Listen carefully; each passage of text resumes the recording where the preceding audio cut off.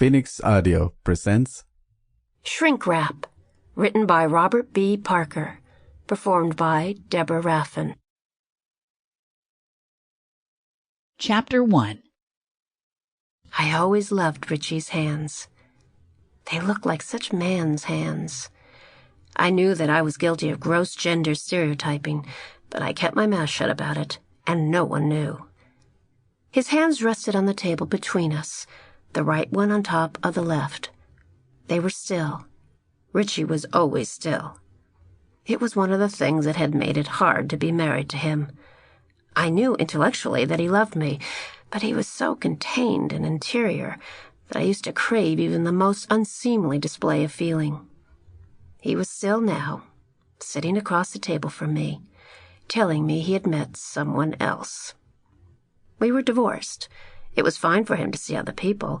I saw other people, too. But this was somebody else he'd met. This was more than seeing other people. This made me feel like my center had collapsed. "Somebody, like, walk into the sunset?" I said. "She wants to get married," Richie said. "She has a right to that." "And you?" Richie shrugged. "I'm thinking about it. 3 kids and a house in the western suburbs?" "We haven't talked about that," Richie said. "What about Rosie?" I said. "She likes dogs." I looked at the hamburger I had ordered. I didn't want it. "Rosie would still want to visit," I said. "I love Rosie," Richie said. "Has Ms. Wright met her?" I said.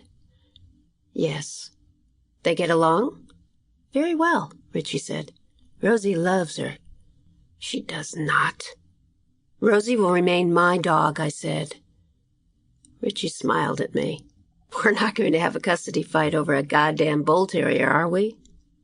"Not as long as we remember she's mine." "She's ours," Richie said.